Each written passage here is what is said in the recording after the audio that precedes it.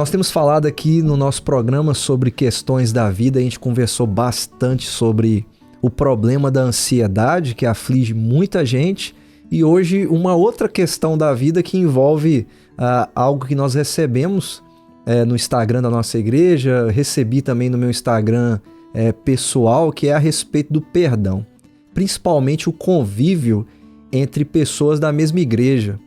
Talvez você já tenha sido machucado por alguém na sua igreja, na sua família, e você continua ali aquela convivência e a questão é, como é que eu posso conviver em paz com meu irmão? Mesmo que ele tenha me machucado ou com algum familiar meu, algum amigo, e poder experimentar o perdão e partilhar desse perdão para que eu tenha uma vida em harmonia, em paz com aquele que está do meu lado. Então essa é a questão da vida que nós temos hoje e a questão que está diante de nós é o perdão. E para isso eu vou ler um texto que está em 1 João, no capítulo 3, que eu acho muito interessante. Ele começa a partir do versículo 14, ele fala: sabemos que já passamos da morte para a vida, porque amamos nossos irmãos. Quem não ama permanece na morte. Versículo 15, quem odeia seu irmão é assassino. Isso porque João fala antes aqui, para a gente não ser como Caim que matou seu irmão. E vocês sabem que nenhum assassino tem a vida eterna em si mesmo. E aí o versículo 16 fecha essa parte aqui dando a principal motivação do porquê eles devem amar. Nisto conhecemos o que é o amor. Jesus Cristo deu a sua vida por nós e devemos dar a nossa vida por nossos irmãos. Bom, quando eu recebi essa não foi nem uma pergunta, foi uma afirmação, eu recebi no meu Instagram. E eu fiquei pensando assim, quem é que nunca foi machucado por alguém e esperou encontrar uma motivação em qualquer outro lugar nesse mundo para poder ter razões para amar aquela pessoa que tanto machucou? E aí, se a gente pensar isso, por exemplo, num ambiente de igreja, onde está todo mundo adorando o mesmo Deus, e você imaginar que ali dentro tem pessoas que não se conversam, que às vezes se odeiam, e que nunca experimentaram o perdão de um para com o outro e não vivem isso daqui, né? De dar a sua vida pelos seus irmãos, porque Cristo deu a vida por nós. É loucura imaginar isso, mas é real. Existe. Demais da conta. Ô João, deixa eu começar contando uma história. Talvez duas. Deixa eu começar aqui. Acho tão interessante o poder do perdão. Eu converti lá pro... Acho que o ano era 1994.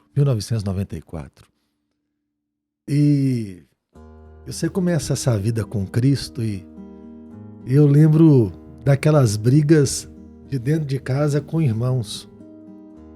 Lá em casa tinha uma televisão e eu acho que a lei maior é quem chega primeiro controla o controle, né? Mas lá em casa eu sou o mais velho. Eu acho que um dia eu cheguei e eu queria quebrar essa regra. Meu irmão estava lá, eu cheguei, ele estava assistindo, eu não queria assistir e troquei o canal. Aquilo começou a gente falar alto um com o outro, brigar, se empurrar. Daqui a pouquinho estava cada um com um cabo de vassoura na mão. E parecia uma luta de Jedi. E nós estamos ali brigando. Uma hora eu fui dar uma acabada de vassoura nele, ele desviou, bateu no chão, quebrou a vassoura que eu estava com ela. E ele acertou meu ombro e correu. A lança ficou.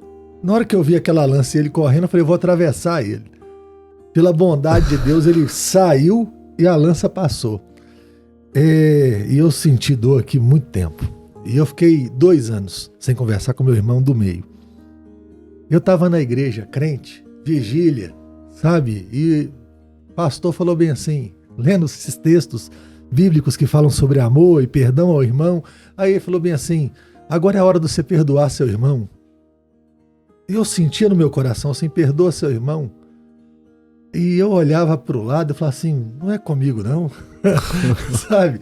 Eu tô de bem com todo mundo aqui. E eu parava para orar e eu ficava orando e eu me sentia incomodado, ele fazia aqueles apelos, perdoa o seu irmão. Aí uma hora me veio na mente assim, seu irmão mesmo, de sangue. Aí eu falei, esse aí não. E já tinha 2 anos que a gente não conversava. Eu falei, esse não. E eu que tinha causado a ofensa, a briga começou por minha causa. E ele tava viajando pra casa de uma tia. Fui lá, criei coragem, peguei o telefone, liguei a cobrar pra casa dela. Aí falei, o Hélio tá aí? Aí ela falou assim, não, ele saiu. Rapaz, eu falei assim, graças a Deus. Eu já até falei assim, se ouvir, eu tentei. Rapaz, aí eu tô, então tá bom, tia, tal, valeu, tô na igreja, um abraço, dá um beijo em todo mundo. Na hora que eu tô disso, eu falei assim, ele chegou. Aí na hora que ele chegou, meu coração acelerou e eu falei com ele assim, rapaz, eu errei com você aquele dia.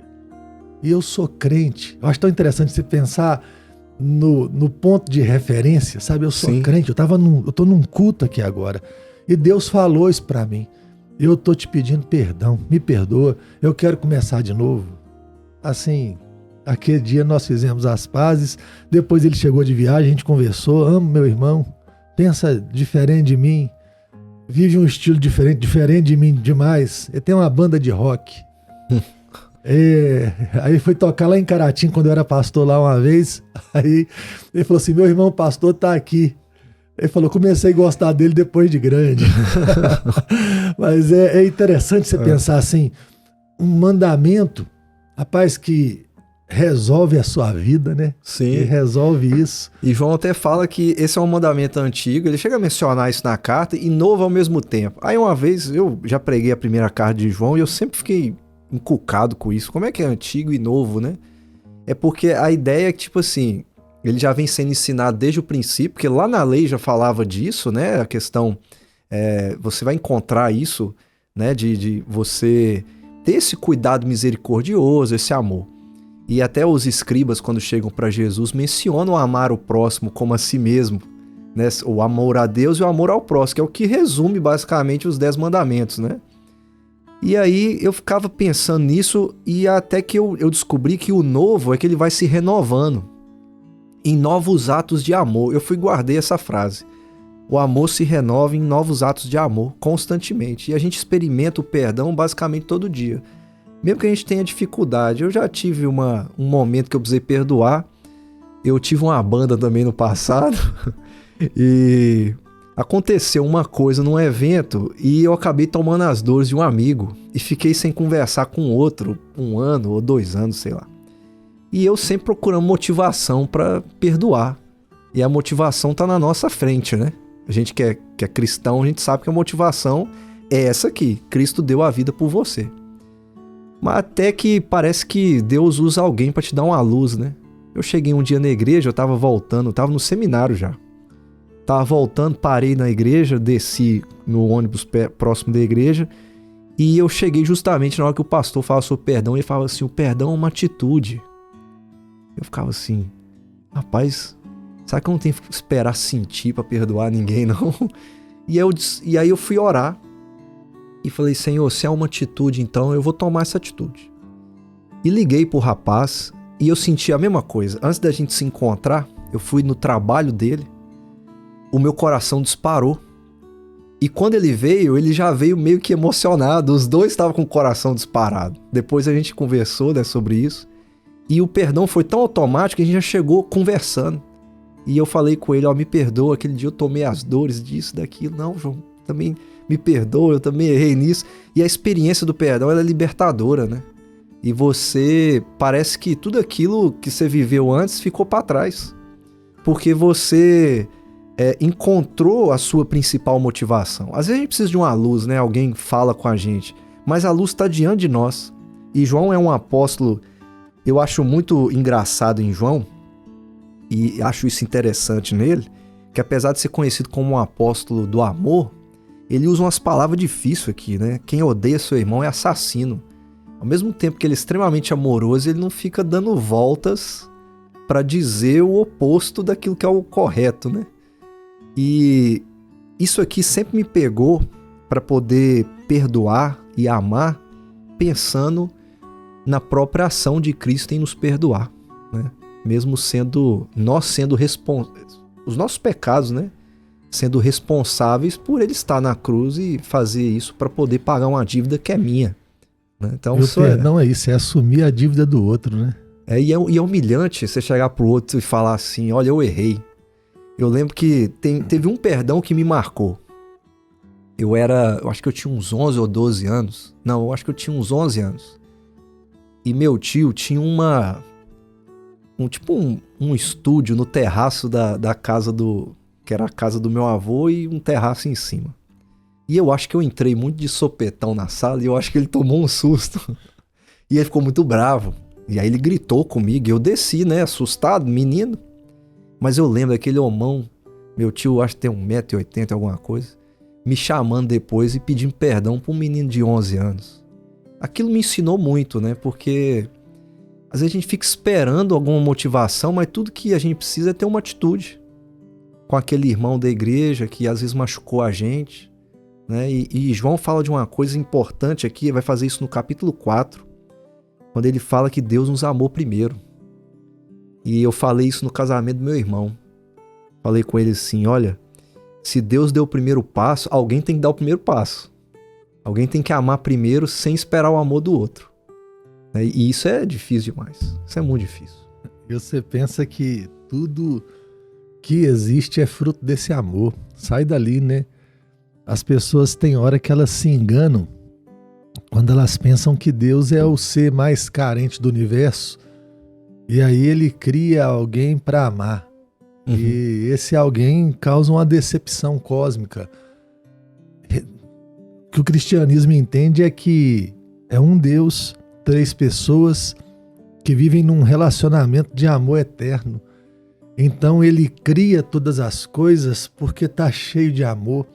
Então todas as coisas existem como essa explosão de amor. Ele cria porque ama o Filho, porque ama o Espírito, e em decorrência ama a sua igreja, ama o que criou. E aí a beleza disso tudo ele não para de amar quando entra a queda no mundo. Ele, vamos jogar tudo fora agora? Não serve mais. Que pena, vocês falharam. Vão ser exterminados aqui agora. Sim. Ele não fala isso. Pelo contrário, é o amor que não desiste. É o amor que vai às últimas consequências. Ele vai ensinar o que é amar de verdade. A gente ama até que alguma coisa aconteça. A gente tem hora que fala assim, minha mãe que falava isso demais, eu sou muito boa para mexer, até que pise no meu calo. Né? A gente tem muito disso, né? Não fala contra mim, não faz isso, não faz aquilo, porque se você fizer, aí você vai parar de existir para o meu mundo. E eu acho interessante, nós atravessamos todos os limites e vivemos atravessando todos os limites, e o amor dele, ele não deixa de amar, ele não deixa de amar a igreja dele. É muito absurdo. É muito absurdo esse amor e muito poderoso e transformador. Uma coisa que eu sempre gosto de pensar é um amor que não desiste e um amor que transforma. Você imagina assim, um amor que transforma. As pessoas às vezes falam assim, Deus me ama com amor incondicional. E a gente pensa assim, amor incondicional é eu te amar e você viver do jeito que você quer viver. E fazer o que você quiser fazer. E a verdade do amor de Deus não é esse. Né? A Bíblia fala que o amor de Deus irá nos transformar à imagem do seu Filho.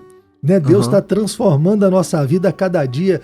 Então perdoando os nossos pecados naquela cruz e transformando o nosso coração. E como é que esse amor e esse perdão transforma?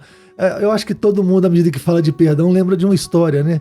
Eu lembro, assim, quando eu entrei na igreja, rapaz, eu resolvi entrar no grupo de louvor. E grupo de louvor sempre dá uma confusão, né? E lá na minha igreja tinha um líder no grupo de louvor, que ele era um cara muito bom, mas ele era muito ignorante. Rapaz, ele estourava fácil demais e na hora que ele estourava, ele não pensava, ele machucava as pessoas. E aí eu lembro que eu fui para um acampamento. E eu fui alvo de algumas vezes que ele falou bem duro. Fui para um acampamento e pregação boa do pastor, e o pastor falando de Deus nos amar e que nós devemos amar uns aos outros e que nós devemos perdoar aqueles que nos machucaram, e agora é a hora, e no final ele vai lá e fala, hoje procura, se alguém te magoou nesse acampamento, procura esse alguém. E aí me veio o cara na cabeça, falei, vou nele, eu tenho que ir, eu vou acabar com tudo hoje, eu vou perdoar, Deus me perdoou e eu vou perdoar ele. E eu cheio de rancores no coração. Rapaz, quando eu cheguei, João, tinha uma fila de gente. Rapaz, pra pedir perdão. Tinha uma fila de gente pra pedir perdão. E aí eu entrei na fila, pedi perdão, ele pediu perdão. E foi interessante, depois ele me procurou na igreja. Eu era muito novo ainda, e falou assim, foi verdade aquilo pra mim. Tá? Aí eu falei, foi verdade pra mim. E foi. E aquilo mudou nosso relacionamento. A partir de então, esse amor, sabe, amor de verdade que transforma aquilo que a gente é. Uhum. Quando você perdoa, você tira o tanto de ódio, de amargura que sai do coração, deixar o outro nascer de novo, sabe, o outro ter direito à sua vida de novo, de ter direito de opinião, de participação, é quase que trazer o outro de volta à vida, né? Perdoar, sim, tem muito disso, aquele ser estava morto, agora ele volta de novo. Pessoas dizem que perdão até cura, né? Cura. Pessoas que ficaram doentes por guardar certos sentimentos e às vezes convivendo na própria igreja, mas como inimigos, né? E nós somos pastores, a gente precisa lidar muito com isso, a gente fica tão ansioso, a gente falou de ansiedade no último, mas eu vou até trocar a palavra, a gente fica desejoso por esse movimento do perdão na igreja. É porque a gente sempre pensa no avivamento partindo de uma centralidade na palavra que move os corações ao arrependimento, né? Então todo mundo se arrepende, há um grande avivamento, e o arrependimento vai envolver também a gente ser gracioso com pessoas que um dia nos machucaram. E a gente talvez tenha que fazer esse movimento de ir lá e amar primeiro.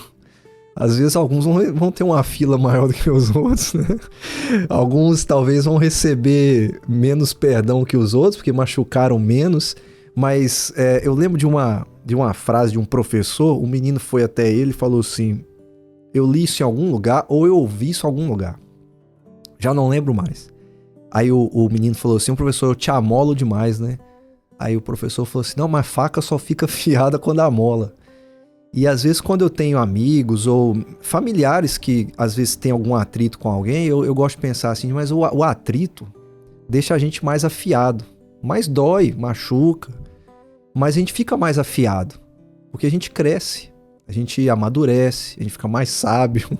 Eu brinco que não é a idade que torna a gente mais sábio, né? Porque tem muita gente que tem uma idade avançada e uma cabeça de menino, mas é a experiência, né? E essas experiências de ser machucado, saber perdoar, acaba ajudando a gente a crescer.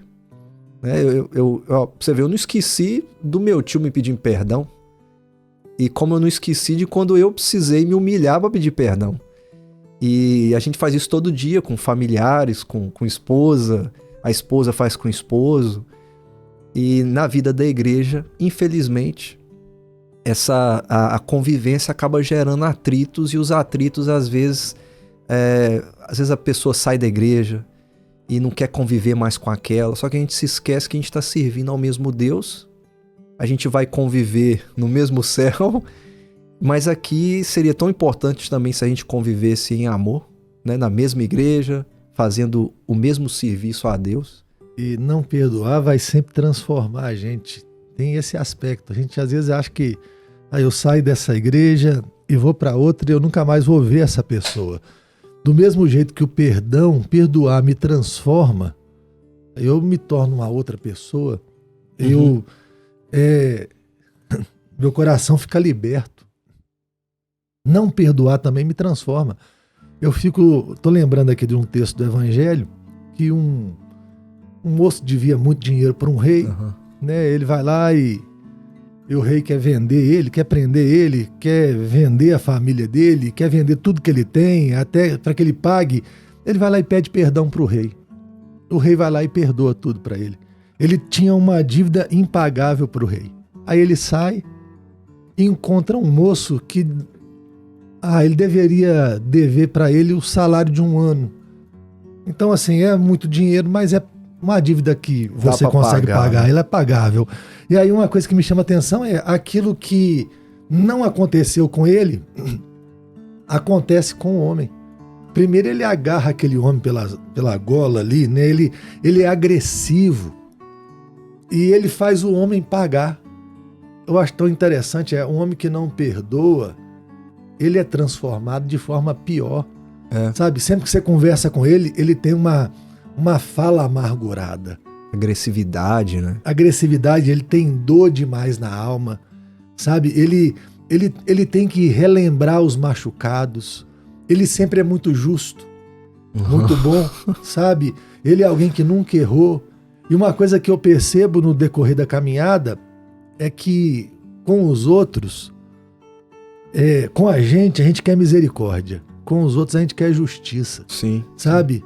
Quando eu erro, eu quero que você me trate da melhor maneira, que você me perdoe, que você me entenda, mas quando você erra, eu quero que você pague. Sabe? E pague caro, porque eu sou digno disso. E é interessante separar e pensar bem assim, que o final daquela história ali, aquele homem que já tinha tido as dívidas perdoadas, agora ele é preso pelo rei. E ele vai ter que pagar as contas dele. Às vezes a gente leva isso... A gente quase que não quer entender essa realidade que está gritando na Bíblia: perdoa os meus pecados, assim como nós perdoamos os nossos devedores. Sim. Sabe? É uma realidade de alguém que se entende perdoado, que é amado, que sabe que tem uma dívida impagável. E mesmo assim... Deus insiste, persiste, transforma, e isso nos faz ser quem somos. Parece que a pessoa não faz essa reflexão. Sim. Parece que ela não consegue sentir essa realidade, porque se sentir essa realidade, por mais difícil que seja perdoar, porque eu tenho que assumir sua dívida, eu tenho que entender bem assim, te perdoar não vai apagar a dívida. Você fez alguma coisa de errado, o outro fez alguma coisa de errado, eu fiz alguma coisa de errado, a dívida existe. Eu vou pegar a dívida para mim e falar assim, a partir de hoje ela é minha e você não deve mais nada. Alguém tem que pagar, né? Alguém tem que pagar a dívida, e não é isso que é o evangelho puro? Sim. Não é Cristo pagando a dívida do seu povo, levando sobre si os pecados do seu povo, a maldição do seu povo e dando a esse povo o estado de justo. Declarando esse povo justo, falando, não deve nada, rasgando o escrito de dívida que era contra esse povo. Isso é evangelho puro. Então, quando eu te perdoo ou você me perdoa, nós estamos fazendo o que Cristo faz com a igreja, o que fez naquela cruz, o que tem feito por nós e o que transforma a nossa vida todos os dias. Vivemos o amor como ele é na sua plenitude.